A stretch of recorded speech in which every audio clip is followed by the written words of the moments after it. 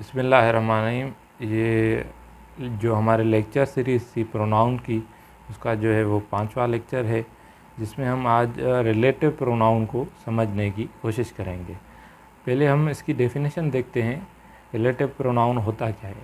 दरअसल relative pronoun ऐसे pronoun होते हैं जो रिलेट करते हैं किसी भी आइडिया को back to some noun.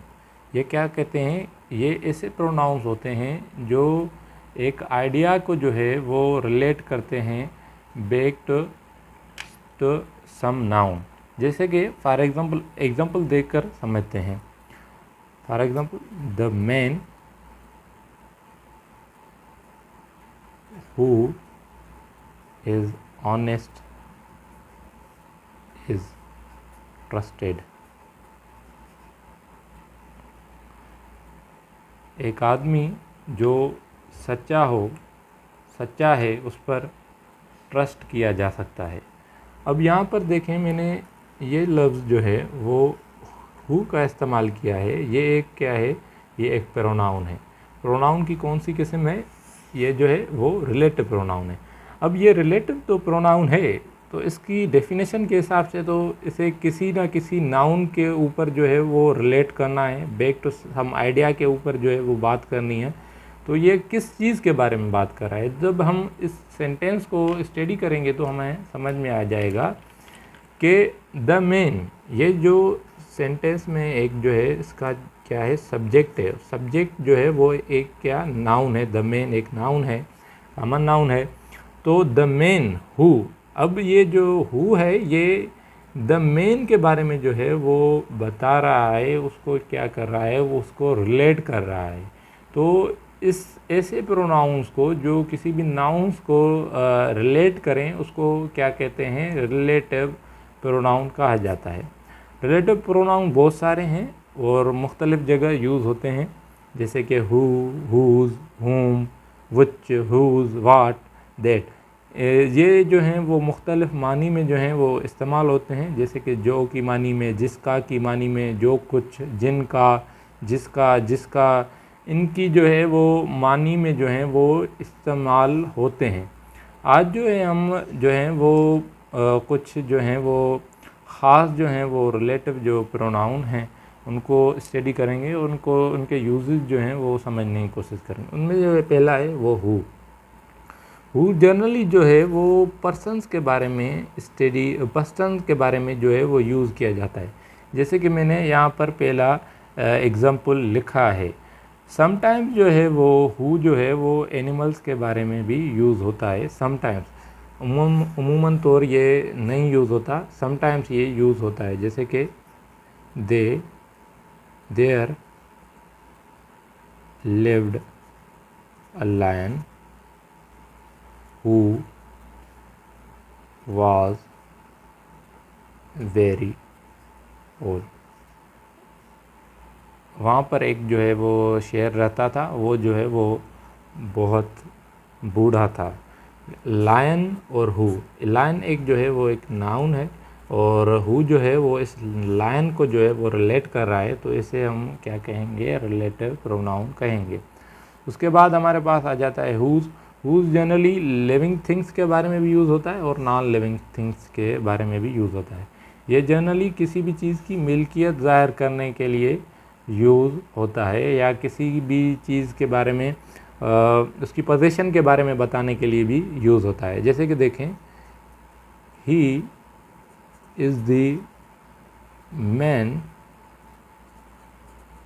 Who's name we do not know. ये जो एक इंसान है, ये जो एक बंदा है, उसका जो नाम है, हुज़ नेम, उसका जो नाम है वो हम नहीं जानते। तो ये जो मैन है एक नाउन है। मैंने आपको पहले बताया था कि ये जो रिलेटिव प्रोनाउन है किसी भी नाउन के बारे में रिलेट करेंगे, आइडिया को बैक करेंगे, तो उसके बारे में जो है हम नहीं जानते। ये जो हुज़ है ये इस मैन के नाम की जो है वो पोजीशन जो है वो ज़ाहिर कर रहा है। उसके बाद जो हमारे पास है व्हिच जो है एक ऐसा रिलेटिव प्रोनाउन है जो नॉन लिविंग थिंग्स, पर्सन जो हैं वो नॉन लिविंग हो, एक किसी भी नॉन लिविंग थिंग्स और एनिमल्स के बारे में हम यूज़ कर सकते हैं। जैसे कि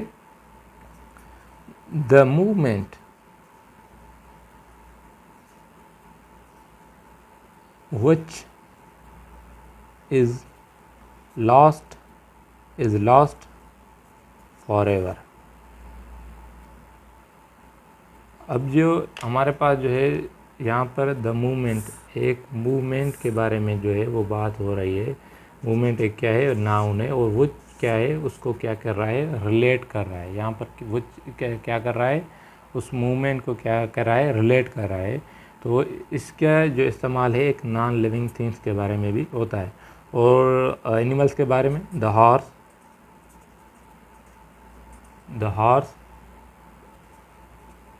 which I recently bought is a good animal।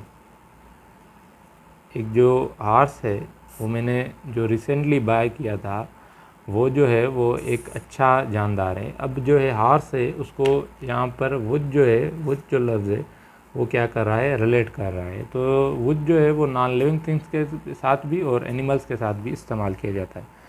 और दैट जो है यहाँ पर वो जो है वो ऑल इन ऑल का काम कर रहा है। जो ये जो है वो नॉन लिविंग के साथ भी यूज़ होता है, living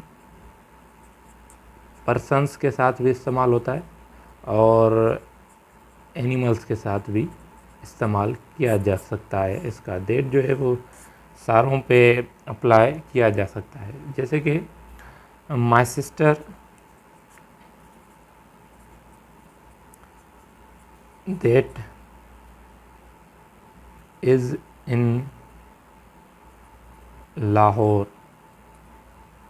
sent me a present.